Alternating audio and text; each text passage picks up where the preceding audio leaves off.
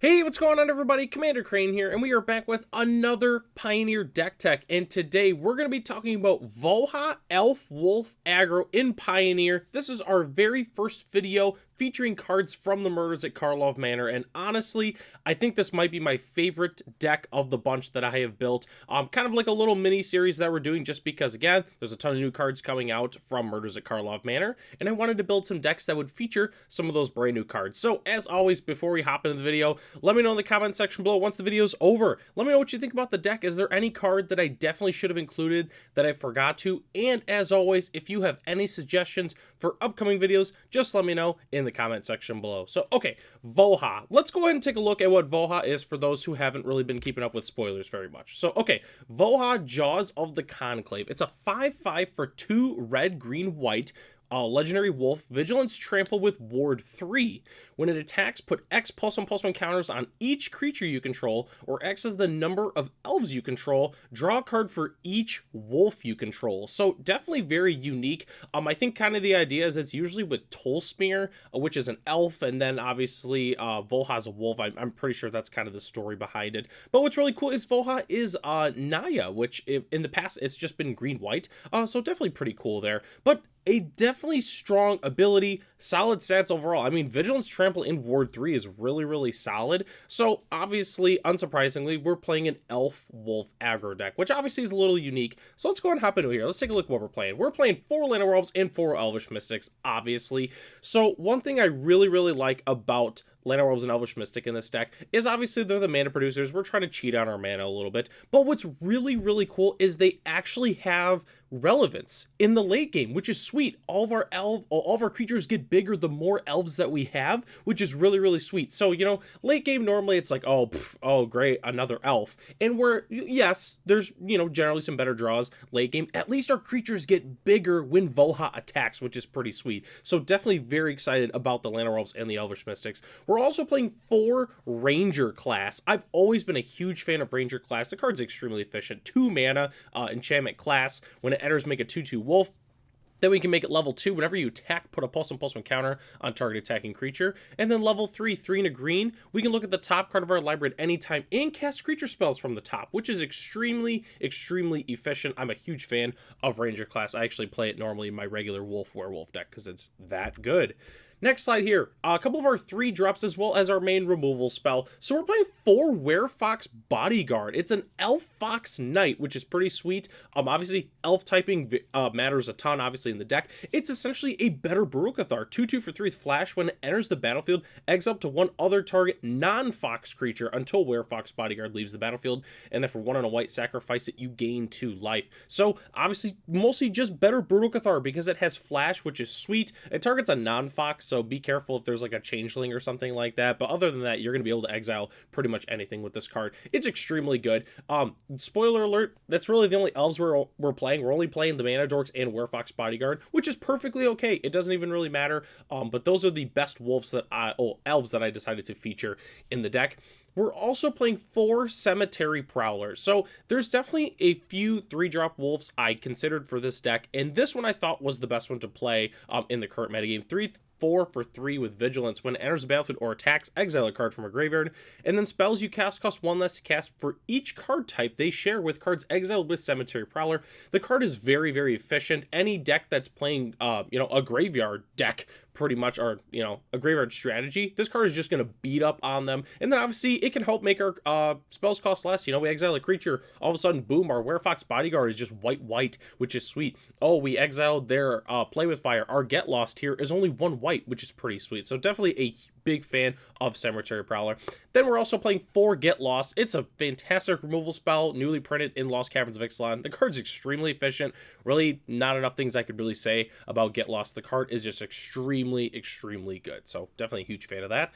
All right, so next slide. We have some of our bigger top-end cards in the deck. We're playing 4 Nightpack Ambusher. The card's extremely good. Gives our other wolves +1/+1. And then obviously at the beginning of your end step, if you didn't cast a spell this turn, create a 2/2 green wolf creature token. So, we get a little bit of compensation. If we don't end up casting a spell, we just get a 2/2, but it's basically 3/3, which is pretty sweet. So definitely a big fan of Nightpack Ambusher. Then we're also playing 2 Tollsmear Friend to Wolves and 2 Tollsmear Midnight's Light. So definitely functionally similar cards, but they do have, you know, they're a little bit different. So, Tollspear, Friend of Wolves, when it enters, make Voja, Friend of Elves, a legendary 3/3 green and white wolf creature token. Whenever a wolf enters the battlefield under control, you gain 3 life, and that creature fights up to 1 target creature you don't control. Pretty self-explanatory. We make the wolf, and then we can have it fight, and we obviously gain the 3 life no matter what. And then every wolf we play after that, we can gain more life, and we can fight more creatures, which is just fantastic. And then Tollspear, Midnight's Light, 3/2 with lifelink, and then when it enters, create Voja Fenstalker, a legendary 5/5 green and white wolf creature token with trample. And then whenever a wolf you control attacks, if Tollspear attacked this combat, target creature an opponent controls blocks that wolf this combat if able. Obviously, it's great. We can help make some really bad blocks for our opponent and just take care of their creatures. Tollspear Midnight's Light is definitely fantastic. I wanted to feature both of these, and then obviously, you know, they're elf scouts, so it helps trigger our Voja even more. We get more elves, and then we get wolves with the wolf tokens that they make, which is just sweet. Definitely a big fan of Tollspear in general. So that's our entire main board, except for our lands, which is going to be pretty quick to go through here. We're playing 4 Razorverge Thicket, 4 Temple Garden, and 2 Sacred Foundry as our main dual lands of choice. Really nothing I can say about these for the most part. I've got the red underneath there just because they're a little bit pricey. You know, if you need a substitute to some cheaper dual lands, don't feel you have to play the shock lands. It's just, you know, it's kind of the best one you can play, but don't be afraid to go ahead and switch those up. We're also playing 4 Stomping Ground, 4 Cavernous Souls, and 2 Mutavault. We're not playing a ton of red sources in the deck because obviously the only red card that we're really playing is Voja. So, you know, we want a couple red sources here and there. That's why Cavernous Souls is also really good. I decided to not play some other red cards, which we definitely could have featured some more, but I thought Voja was pretty much the only one that we really needed to play for the most part. Mutavault's also really good with Voja. I just had to mention that because it's an elf and it's a wolf. So when it's a creature, when we're attacking with Voja, we get a ton of value from Mutavault. Just wanted to go ahead and mention that as well. And then we're also playing 1 Boseiju and 1 Aggro. Obviously free dual land, or not free dual lands, but free lands to be playing. They're fantastic. There's a reason why they're featured pretty much in every format in the game right now. And then rounding out our lands, we're playing 1 Forest and 1 Plains. And as our spicy basic land of the day, I had to include this Selesnya Forest and the Selesnya Plains, just because, you know, we kind of have a Selesnya deck going on, got some cards featured from Ravnica. Voja obviously is on Ravnica because it's from Murders at Karlov Manor, so obviously we had to feature these very, very cool artworks. I really, really like these. I think these were they were in the guild kits a couple years ago. Definitely fantastic artwork on that. So, all right, don't go anywhere. We still have to talk about our sideboarding as well as some budget options. So, sideboarding is pretty simple. We're going to want some Graveyard Hate. Obviously, we're in white, so we're going to be wanting Rest in Peace. That is definitely the best option for us to play. You could also play Torment Script if you like, but I personally recommend Rest in Peace. We're also going to want some extra removal. I'm personally playing Dramoka's Command. I think that card's fantastic. You could also play a card like Destroy Evil, for instance. That's also a fantastic option. And then we're going to want a little bit of protection spells. So you could play cards like Surge of Salvation. That one's fantastic.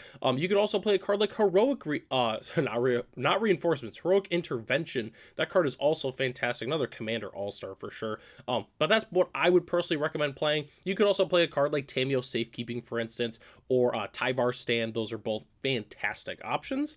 And then the last thing is budget options, which we're kind of a 2-color deck, but we're splashing the 3rd color for the Voja. But if you're looking to play this deck on a budget, I would highly recommend trimming the utility lands like the Boseiju and the Aganjos, the Mutavaults too. You could trim those to help cut down on costs. You could also play some of the more budget dual lands. So you could play like the Pain lands. You could play like the slow lands, you know, like the, I always forget the name of them every time I go to play them, like Rockfall Vale. You could play those ones, for instance. Easily trimming the utility and the dual lands, you could easily get this deck under $100. Again, the only red card that we're playing is Voja, so you can even use Secluded Courtyard and Unclaimed Territory to help kind of cast that for the most part. So it's really easy. You can easily get this deck to under $100. The creatures are extremely budget friendly. It's really just the land base for the most part is the entire cost in the deck. So, well, that's the entire deck tech. I'd like to thank everybody for watching this video. Let me know in the comment section below, what do you think about the list?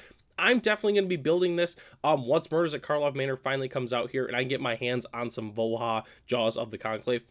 Just let me know in the comment section below what you think about the list. So, I'm Commander Crane. Thanks for watching this very sweet video, and I'll catch you in the next one.